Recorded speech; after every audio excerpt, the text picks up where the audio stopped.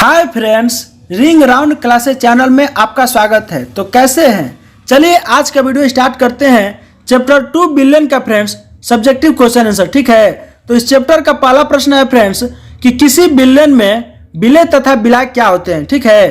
तो उत्तर हो जाएगा फ्रेंड्स बिलियन का वह अवयव, ठीक है, जो द्रव्यमानानुसार, ठीक है, अधिक मात्रा में उपस्थित होता है, ठीक है फ्रेंड्स, तो वह विलय कहलाता है। और जो कम मात्रा में उपस्थित होता है उसको विलय कहते हैं। जैसे आप लोग एग्जाम्पल के माध्यम से समझिए फ्रेंड्स कि जैसे मान लीजिए अगर हम पानी प्लस चीनी को अगर मिला करके शरबत बनाते हैं फ्रेंड्स, तो हम क्या देखते हैं कि जो चीनी है फ्रेंड्स ये द्रव्यमानानुसार विलयन में कम होता है, और ये जो पानी है फ्रेंड्स ये बहुत ज्यादा मात्रा में उपस्थित होता है, ठीक है। तो ये अधिक होता है इसलिए इसको विलय कहते हैं फ्रेंड्स, और ये कम होता है इसलिए इसको विलय कहते हैं। विलय का एक और भी गुण है फ्रेंड्स कि विलय जो है जल में घुल जाता है, और जो जल में नहीं घुलता है फ्रेंड्स उसको अविलय कहा जाता है, ठीक है। आप लोग इसको याद कीजिएगा। अगला प्रश्न है 0.25 नॉर्मालिटी ऑक्सैलिक अम्ल विलयन की मोलरता ज्ञात कीजिए, ठीक है फ्रेंड्स। आपके सुविधा के लिए फ्रेंड्स आपको प्रश्न में ही दे दिया है कि कार्बन का अणु भार 12 होता है, और ऑक्सीजन का अणु भार 16 होता है, और हाइड्रोजन का 1 होता है अणु भार, ठीक है। आप लोग में जिसको याद होगा फ्रेंड्स अच्छी बात है, और जिसको नहीं याद होगा वो आप लोग याद कर लीजिएगा, क्योंकि इस चैप्टर में फ्रेंड्स बहुत ज़्यादा न्यूमेरिकल है, और आप लोग न्यूमेरिकल बनाते वक्त इसका बहुत ज़्यादा उपयोग होने वाला है फ्रेंड्स, इसलिए आप लोग इसको याद ही कर लीजिए, ठीक है। तो इसका हो जाएगा फ्रेंड्स तुल्यांकी भार जब आप निकालिएगा तो 63 होगा, और अणु भार 126 होता है, ठीक है। तो जब इसकी मोलरता हम ज्ञात करेंगे तो मोलरता के लिए फॉर्मूला होता है फ्रेंड्स नॉर्मलता गुणे तुल्यांकी भार बटा में अणु भार, ठीक है। तो नॉर्मलता हमारा दिया है फ्रेंड्स 0.25, और तुल्यांकी भार निकालने पर आया है 63, और अणु भार भी आया है निकालने पर 126। जब आप इसको सॉल्व कीजिएगा फ्रेंड्स तो आएगा 0.125 मोलारिटी, ठीक है। तो ऑक्सैलिक अम्ल की जो मोलरता है फ्रेंड्स ये 0.125 मोलारिटी है। अगला प्रश्न है फ्रेंड्स किसी पदार्थ का 1 मोल 500 मिली जल में घोला गया है, ठीक है फ्रेंड्स। ये 500 मिली जल में घोला गया अर्थात ये फ्रेंड्स ये विलायक है, क्योंकि इसकी मात्रा अधिक है, ठीक है। तो आप लोग इसको क्लियरली समझिएगा फ्रेंड्स कि विलयन की मोलरता की गणना करना है, ठीक है। तो मोलरता बराबर फॉर्मूला होता है फ्रेंड्स मोलों की अणु संख्या बटा गुणे 1000 बटा में विलायक का आयतन। तो यहाँ पर दिया है मोल टोटल कितना है फ्रेंड्स, हमारा 1 मोल है, और 1000 फॉर्मूला से होता है, और 500 जो है विलायक का आयतन होता है। तो 500 मिलीग्राम दिया है हमारा, तो 500 से भाग देंगे फ्रेंड्स तो हमारा मोलरता आएगा 2 मोलारिटी, ठीक है। 1000 में 500 भाग दीजिएगा तो बहुत सिंपल है, सब लोग दे सकते हैं। तो 2 मोलारिटी आपका आंसर आ जाएगा, ठीक है फ्रेंड्स। अगला प्रश्न है किसी 100 ग्राम विलायक में विलय का 1/10 मोल घुला है तो विलयन की मोलरता ज्ञात कीजिए। यहाँ पर मोलरता है फ्रेंड्स, वहां पर मोलरता था और यहाँ पर मोलरता है, यही अंतर है। इन दोनों में बहुत खास अंतर है फ्रेंड्स, आप लोग इसको याद कीजिएगा। तो विलयन की मोलरता बराबर फॉर्मूला होता है फ्रेंड्स कि पदार्थ के मोलों की संख्या, ठीक है, बटा में विलायक का अणु भार। तो 0.1 जब आप इसको चेंज कीजिएगा फ्रेंड्स 1/10 को तो 0.1 हो जाएगा, ठीक है, गुणे 1000 बटा में 100 से यहाँ पर 2 जीरो काट दीजिएगा तो 0.1 में 10 से मल्टीप्लाई कीजिएगा फ्रेंड्स तो 1 मोलालिटी आंसर आ जाएगा, ठीक है। तो ये 1 मोलालिटी हो जाएगा फ्रेंड्स, वहां पर मोलारिटी था, यहाँ पर मोलालिटी है, ठीक है। आप लोग इसको अच्छे से क्लियर कर लीजिएगा। अगला प्रश्न है फ्रेंड्स कि H2SO4 अर्थात सल्फ्यूरिक अम्ल का एक नमूना 94% वेट बाई वॉल्यूम है, ठीक है। तो इसका घनत्व तो दिया फ्रेंड्स 1.84 ग्राम मिली है। तो इस विलयन की मोलरता ज्ञात कीजिए, ठीक है। यहाँ पर भी मोलरता पूछा है फ्रेंड्स। हाइड्रोजन का अणु भार आपको सुविधा के लिए दे दिया 1 होता है, ऑक्सीजन का 16 और सल्फर का 32। इसमें जो सल्फ्यूरिक अम्ल में जो होता है, तो यहाँ पर हम ले लेंगे फ्रेंड्स कि 100 मिली में H2SO4 का जब आप भार निकालिएगा फ्रेंड्स तो 94 ग्राम आ जाएगा। और इसका जब नमूने का जब भार निकालिएगा फ्रेंड्स तो नमूने के भार के लिए फॉर्मूला होता है आयतन गुणे घनत्व, और आयतन 100 दिया ही है फ्रेंड्स, और 1.84 यहाँ पर घनत्व दिया है। तो आप इसको भार निकाल सकते हैं आसानी से इसको मल्टीप्लाई करके। तो इसका विलयन में नमूने में विलायक का जो मात्रा होगी फ्रेंड्स उसको निकालने के लिए हम क्या करेंगे, अब इसके नमूने का जो भार है उसमें से हम उसका भार निकालेंगे तो हमको मिल जाएगा 90 ग्राम होगा। और जब इसको केजी में जब हम चेंज करेंगे फ्रेंड्स तो 1000 से भाग दे देंगे, ठीक है।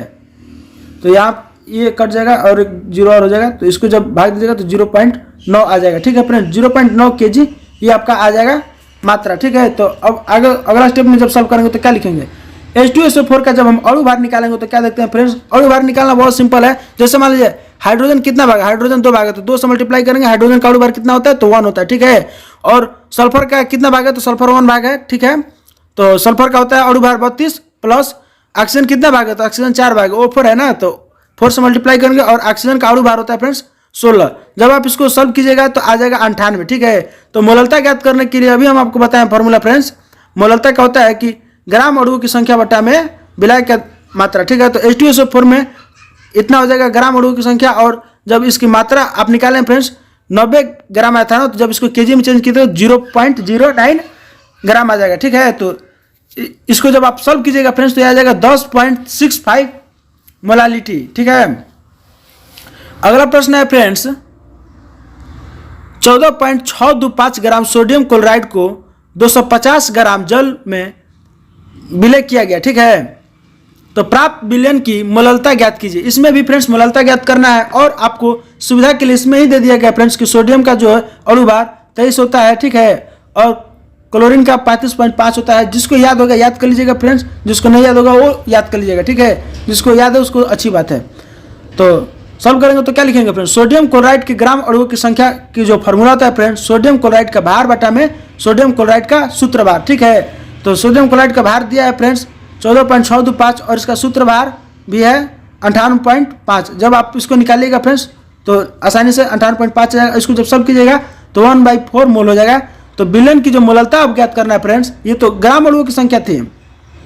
मोललता ज्ञात करने के लिए विलय में ग्राम अणुओं की संख्या बटा में विलायक का भार लिखना है ना, तो यहाँ पर 1/4 रह जाएगा, और विलायक का भार अभी हमारा आयवे किया है फ्रेंड्स, अणुओं की संख्या है 1/4 और विलायक का भार भी जाएगा 1/4। जब सॉल्व करेंगे फ्रेंड तो 1 मोलालिटी हमारा आंसर आ जाएगा। ठीक है फ्रेंड्स, अगला प्रश्न है 1 बिलियन में 40 ग्राम सोडियम हाइड्रोक्साइड को 500 ml जल में घोला गया है। ठीक है, तो 500 ml यहाँ पर क्या हो जाएगा फ्रेंड्स, ये यहाँ पर विलायक हो जाएगा, क्योंकि इसी में ना घोला गया है। इसकी मात्रा अधिक है, जिसकी मात्रा अधिक होगी उसमें घोला जाएगा, जिसकी मात्रा कम होगी वो घुलेगा उसमें, तो विलयक कहलाएगा फ्रेंड्स। इसकी मोललता एवं नॉर्मलता की गणना कीजिए। इसमें दोनों निकालना है फ्रेंड्स। तो सबसे पहले मोललता निकालते हैं। इसके लिए फॉर्मूला होता है सोडियम हाइड्रोक्साइड के मोलों की संख्या बटा में विलयन का आयतन।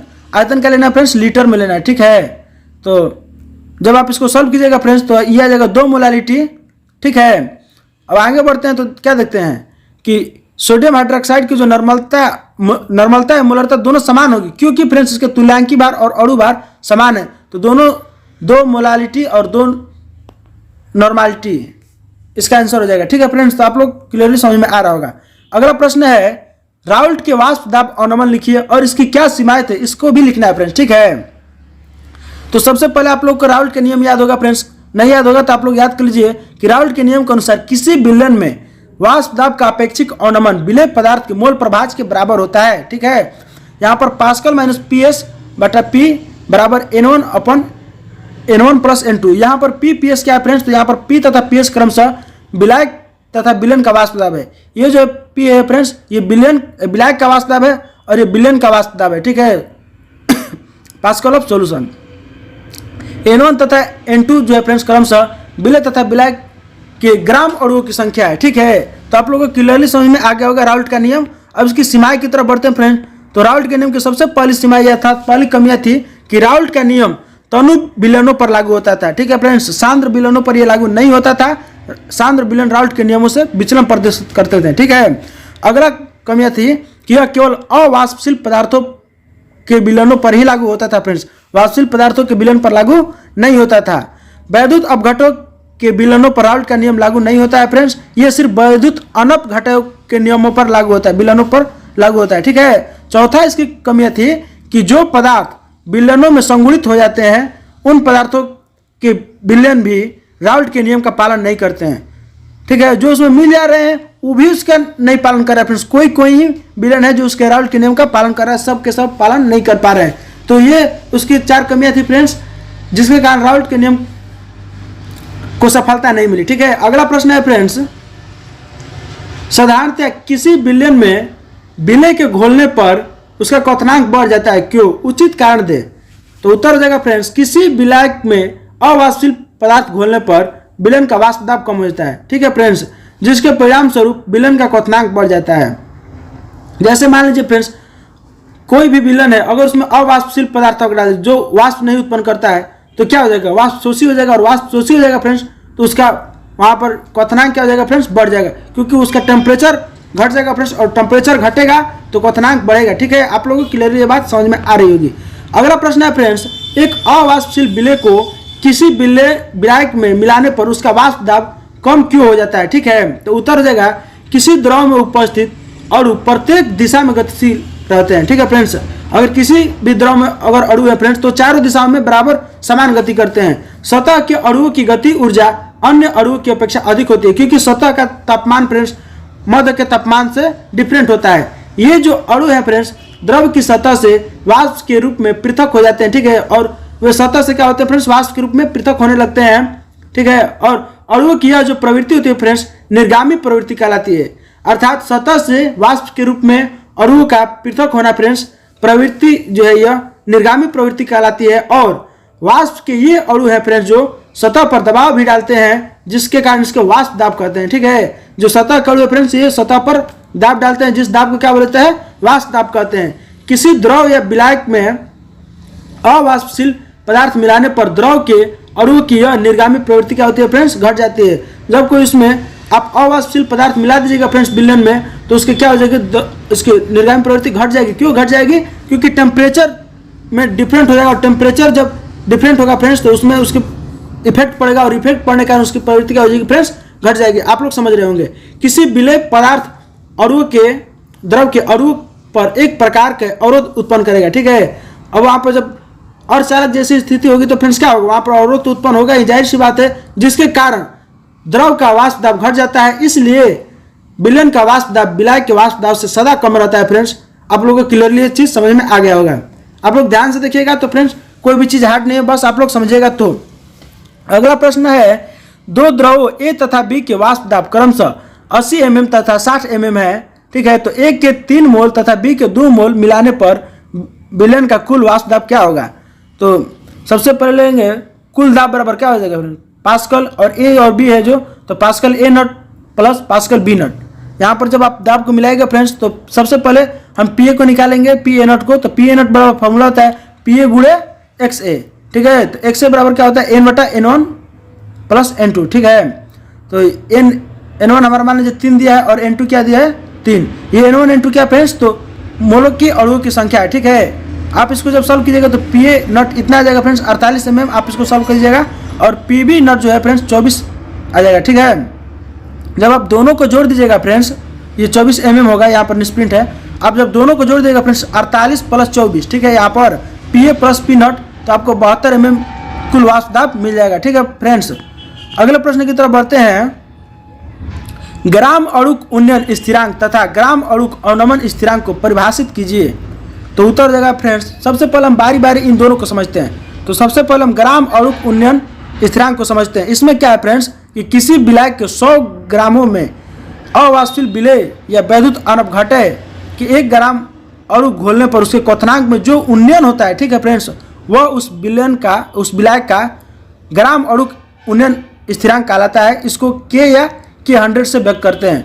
आप लोग दूसरा का डिफिनेशन जब देखिएगा फ्रेंड्स तो आप लोग और अधिक समझ में आएगा कि दूसरा का है ग्राम अणुक अवनमन स्थिरांक। इसमें क्या है फ्रेंड्स, किसी अवाष्पशील वैद्युत अवघटक के 1 ग्राम अणु मोल में 100 ग्राम विलायक को घोलने पर विलायक के हिमांक का जो फ्रेंड्स अवनमन होता है, यहाँ पर क्या होता था, क्वथनांक का उन्नयन होता था फ्रेंड्स, इसमें क्या होगा, हिमांक का अवनमन होता है, उसे विलायक का ग्राम अणुक अवनमन कहते हैं, अवनमन स्थिरांक कहते हैं। ठीक है फ्रेंड्स, तो आप लोग क्लियरली दोनों समझ में आ गया होगा। अगला प्रश्न है, 12 ग्राम ग्लूकोज को 100 ग्राम जल में घोलने पर विलयन का क्वथनांक 100.34 डिग्री सेल्सियस पाया गया, ग्लूकोज के मोलल उन्नयन स्थिरांक की गणना कीजिए। ठीक है फ्रेंड्स, आपकी सुविधा के लिए प्रश्न में दे दिया है, कार्बन का अणु भार 12 होता है, ऑक्सीजन का 16 और हाइड्रोजन का 1।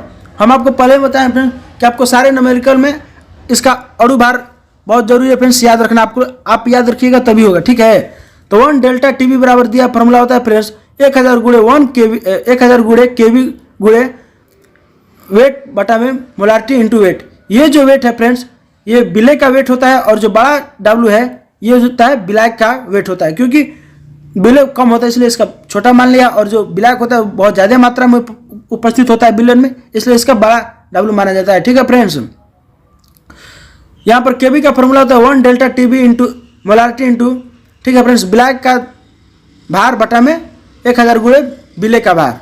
आप इसको जब सॉल्व कीजिएगा फ्रेंड्स, आपको प्रश्न में दिया है विलय का भार 12 ग्राम, विलायक का भार 100 ग्राम और विलय के अणु भार जो दिया है फ्रेंड्स 180 ग्राम। मोलारिटी यहाँ पर हम बताएं आपको, डेल्टा टीवी बराबर फॉर्मूला होता है delta TS minus T naught. TS यहाँ पर क्या है फ्रेंड्स, अर्थात बिलियन का, ठीक है, एस मतलब होता है सोल्यूशन। अब इसको जब सॉल्व कीजिएगा फ्रेंड्स, बिलियन का अणु भार में से, ठीक है, तो निकलेगा क्या हो जाएगा, विलय के अणु भार में से विलायक का जब भार निकालिएगा फ्रेंड्स तो 0.34 डिग्री सेल्सियस निकलेगा। अब आप के भी आसानी से निकाल सकते हैं फ्रेंड्स, ठीक है, डेल्टा टीवी निकालने के लिए। तो डेल्टा टीवी का मान हमारे यहाँ पर क्या है फ्रेंड्स 0.34 डिग्री सेल्सियस। आप यहाँ पर वैल्यूज का पुट कर देंगे और मोलारिटी 180 प्रश्न में ही दिया है और वेट भी 100 ग्राम दिए आई हैं, तो 1000 फार्मूला से हो जाएगा फ्रेंड्स। और 12 जो है यहाँ पर विलय का भार होता है। आप इसको जब सॉल्व कीजिएगा तो 0.51 डिग्री सेल्सियस पर मोलर आता है, ठीक है। तो आप लोगों को ये बात क्लियरली समझ में आ रही होगी फ्रेंड्स। अगला प्रश्न है 6 ग्राम यूरिया को 200 ग्राम जल में घोलने पर प्राप्त विलयन का क्वथनांक 0.28 डिग्री सेल्सियस है। इसी विलयन के हिमांक क्या होगा। ये जो विलयन है फ्रेंड्स, इसी विलयन का हिमांक पूछ रहा है। जल का मोलर उन्नयन स्थिरांक तथा मोलर अवनमन स्थिरांक मान क्रम से दिया है, ठीक है। क्या दिया है मान थोड़ा खांसी हो गया फ्रेंड्स, इसलिए प्रॉब्लम हो रहा है बोलने में। 0.52 डिग्री सेल्सियस पर मोलर तथा 1.86 डिग्री सेल्सियस पर मोलर दिया है, ठीक है। इसके सोल्यूशन हो जाएगा फ्रेंड्स, सॉल्व जब करेंगे तो इसका जो दिया है विलय का जो ग्राम दिया है फ्रेंड्स 6 ग्राम, विलय का 200 ग्राम है अणु भार, ठीक है, उसका आयतन, और 1 डेल्टा टीवी दिया 0.28 डिग्री सेल्सियस। जब इसकी मोलारिटी ज्ञात कीजिएगा फ्रेंड्स तो 55.71 आ जाएगा। आप लोग इसको सॉल्व कर लीजिएगा फ्रेंड्स, ठीक है। आज मेरा तबीयत ठीक नहीं इसलिए थोड़ा ज़्यादा प्रॉब्लम हो रहा है वीडियो में। हिमांक का जब अवनमन सूत्र से ज्ञात करेंगे फ्रेंड्स तो मोलारिटी इसका ये यहाँ पर निकल जाएगा, बता रहे हैं आपको, 1000 गुणे के एफ गुणे विलय का जो होता है फ्रेंड्स आयतन बटा में डेल्टा टी एफ इंटू विलय का आयतन, ठीक है। आप इसको जब सॉल्व कीजिएगा फ्रेंड्स तो टी एस जो होगा अर्थात जो सोल्यूशन का अणु भार होगा फ्रेंड्स, एस मतलब होता है यहाँ पर सोल्यूशन, सोल्यूशन मतलब होता है विलयन, ठीक है। तो विलयन का जो अणु भार हो जाएगा फ्रेंड्स -1.03 डिग्री सेल्सियस, ठीक है, ये उसका आ जाएगा। अगला प्रश्न है फ्रेंड्स 1/2 गुणांक क्या है। 0.1 मोलर, ठीक है, CaNO3 का ट्वाइस के विलयन के क्वथनांक की गणना कीजिए। जल के लिए केवी दिया फ्रेंड्स 0.52, ठीक है, कैलोरी केजी पर मोल, ठीक है। तो सॉल्व करने के लिए सबसे पहले हम क्या करेंगे, 1/2 गुणांक जो है फ्रेंड्स इसके किसी पदार्थ के और संख्य गुणधर्म के प्रेक्षित तथा परिकलित या अपेक्षिक मानों का अनुपात होता है, ये जो 1/2 गुणांक होता है, ठीक है फ्रेंड्स। आप लोग में जिसको भी ये डिफिनेशन याद होगा अच्छी बात है, नहीं याद होगा तो आप लोग इसको याद कर लीजिए। ये 1/2 गुणांक के फ्रेंड्स ये सिद्धांत है, ये नियम है, ठीक है। तो इसका फॉर्मूला होता है प्रेक्षित और संख्य गुणधर्म बटा में परिकलित और संख्य गुणधर्म, ठीक है। जब आप इसको सॉल्व कीजिएगा फ्रेंड्स तो आपका टोटल आ जाएगा इतना का 100.156 डिग्री सेल्सियस क्वथनांक आ जाता है, ठीक है। अगला प्रश्न है फ्रेंड्स प्रासरण क्या है, ठीक है। प्रासरण दाब के लिए व्यंजक लिखिए। बहुत इंपोर्टेंट प्रश्न है फ्रेंड्स कि विलयन के अणुओं के अर्ध पारगम्य झिल्ली में होकर शुद्ध विलायक के विलयन की ओर या तनु विलयन से सांद्र विलयन की ओर स्वतः प्रवाह प्रासरण कहलाता है। प्रासरण दाब के लिए व्यंजक होता है पीवी बराबर एनआरटी, ठीक है फ्रेंड्स। यहाँ पर क्या दे रहा है कि अणु का अर्ध प्रासरण झिल्ली जो होता है फ्रेंड्स, झिल्ली से होकर शुद्ध विलायक से विलयन की ओर या तनु विलयन से सांद्र विलयन की ओर स्वतः जब प्रवाह होता है फ्रेंड्स तो उसी को प्रासरण कहा जाता है। और एक विसरण होता है फ्रेंड्स वो इसके अपोजिट होता है, ठीक है। तो यहाँ पर जो इसका व्यंजक है फ्रेंड्स पीवी बराबर एनआरटी, यहाँ पर जो पी है वो विलयन का प्रासरण दाब है फ्रेंड्स, पास्कल इसका दाब का आपको बताया है, ऐसा ही मात्रक होता है। और ये भी जो है फ्रेंड्स वो विलयन का आयतन में लीटर में आयतन है, ठीक है। आप निकालिएगा सबसे पहले फ्रेंड्स मोलों की संख्या n बराबर, तो हो जाएगा विलय का भार बटा में विलय का अणु भार, ठीक है, मोलारिटी। तो T बराबर हो जाएगा टेम्परेचर फ्रेंड्स, परम ताप पर R जो होता है विलयन स्थिरांक है यहाँ पर, और 0.82 मिली वायु पर डिग्री पर मोल है यहाँ पर विलन का स्थिरांक। ठीक है फ्रेंड्स, तो आप लोग क्लियरली ये बात समझ में आ रहा होगा, यही राउल्ट का नियम होता है, राउल्ट के नियम में आर। ठीक है, अगला प्रश्न है फ्रेंड्स, क्वेश्चन नंबर 17, प्रासरण तथा विसरण क्रिया में भेद कीजिए। ठीक है, तो प्रासरण क्रिया तथा विसरण क्रिया में अंतर निकालना है फ्रेंड्स आपको। तो प्रासरण क्रिया एक तरफ लिख लेंगे और एक तरफ से विसरण क्रिया, आप लोग क्लियरली समझ में आ जाएगा फ्रेंड्स। प्रासरण में अर्ध पारगम्य में झिल्ली के होना अनिवार्य है। ठीक है फ्रेंड्स, और विसरण में अर्ध पारगम्य में झिल्ली का होना आवश्यक नहीं है, होगा तो भी ठीक है, नहीं होगा तो भी, क्योंकि इसमें सांद्र से तनु की ओर क्या होता है फ्रेंड्स, प्रवाह होता है। ठीक है, इसमें भी ऊपर नीचे किधर भी प्रवाह होगा। प्रासरण में विलायक के कण जो है केवल एक दिशा में वितरित होते हैं और विसरण में विलय तथा विलायक दोनों के कण फ्रेंड्स प्रत्येक दिशा में विस्तृत होते हैं। प्रासरण में सिर्फ विलायक के कण केवल एक ही दिशा में विस्तृत होगा फ्रेंड्स। ठीक है, और इसके विलायक और विलय दोनों का जो कण है फ्रेंड्स किसी भी दिशा में विस्तृत हो सकते हैं। ठीक है, अगला है इन दोनों में समानता। ठीक है, अंतर फ्रेंड्स कि प्रासरण में विलायक के कण कम सांद्र तथा विलयन में अधिक सांद्र विलयन में हो जाते हैं। ठीक है फ्रेंड्स, इसमें जगह विसरण में विलय के कण अधिक सांद्र विलयन से कम सांद्र विलयन की ओर प्रवाहित होते हैं, और इसमें क्या है कि कम सांद्र से अधिक सांद्र की ओर प्रवाहित होते हैं, इसमें अधिक से कम की ओर। ये एक दूसरे के दोनों अपोजिट है। ठीक है फ्रेंड्स, चौथा अंतर है कि प्रासरण क्रिया केवल द्रव अवस्था में होती है और विसरण क्रिया जो है फ्रेंड्स ये ठोस, द्रव, गैस किसी भी अवस्था में हो सकती है। क्लियरली आप लोगों को समझ में आ रहा होगा। अगला प्रश्न है, समप्रासरी विलयन किसे कहते हैं? उत्तर हो जाएगा फ्रेंड्स, ऐसे विलयन जिसके प्रासरण दाब समान ताप पर समान हो समप्रासरी विलयन कहलाते हैं। दो समप्रासरी विलयनों के अर्ध पारगम्य झिल्ली द्वारा पृथक करने पर प्रासरण नहीं होता है फ्रेंड्स। ठीक है, अगला प्रश्न है फ्रेंड्स, 0.1 मोलारिटी ग्लूकोज, ठीक है, तथा 0.1 मोलारिटी सोडियम क्लोराइड विलयन के में किसका प्रासरण दाब अधिक होगा और क्यों?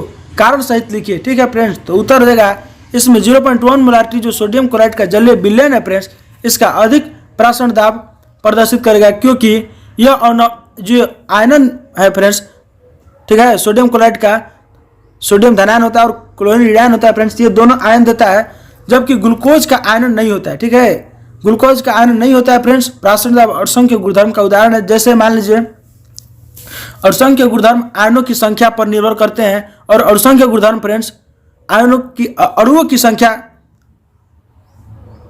पर निर्भर करते हैं। ठीक है, ये दोनों में अंतर है। ठीक है फ्रेंड्स, अगला प्रश्न है, 27 डिग्री सेल्सियस पर डेसी मोलर यूरिया विलयन के प्रासरण दाब ज्ञात कीजिए। ठीक है फ्रेंड्स, तो इसका उत्तर हो जाएगा R बराबर 0.082 लीटर वायु पर डिग्री मोल। ठीक है, इसमें दिया है तो लिखेंगे, दिया है T बराबर इतना दिया है, K बराबर दिया है 1/10 भाग, और पास्कल हमको दाब निकालना है। क्या निकालना है फ्रेंड्स? दाब निकालना है। ठीक, वायुमंडलीय दाब R बराबर इतना दिया ही है, तो फॉर्मूला होता है फ्रेंड्स राउल्ट का नियम PV बराबर nRT, तो P बराबर लिखेंगे तो V डिवाइड में चल जाएगा। ठीक है फ्रेंड्स, तो यहाँ पर N/V दिया ही है 1/10। ठीक, तो आप इसको फॉर्मूला में जब पुट कर दीजिएगा वैल्यू फ्रेंड्स, तो आ जाएगा आपका टोटल वायु दाब, वायुमंडलीय दाब 2.463। तो चलिए फ्रेंड्स, इस चैप्टर में सिर्फ इतने ही प्रश्न थे जो मैंने आपको करा दिए। अगर आप इसी प्रकार की और भी वीडियो देखना चाहते हैं फ्रेंड्स, तो आप हमारे चैनल को सब्सक्राइब कर लीजिए, जिससे हमारे हर वीडियो की नोटिफिकेशन आपके पास पहुंच जाएगा। ठीक है फ्रेंड्स, अगर आपको ये वीडियो थोड़ा सा भी अच्छा लगा होगा फ्रेंड्स, तो आप इसको लाइक कीजिएगा और अपने दोस्तों के साथ भी शेयर कीजिएगा। मिलते हैं फ्रेंड्स अगली वीडियो में, तब तक के लिए धन्यवाद।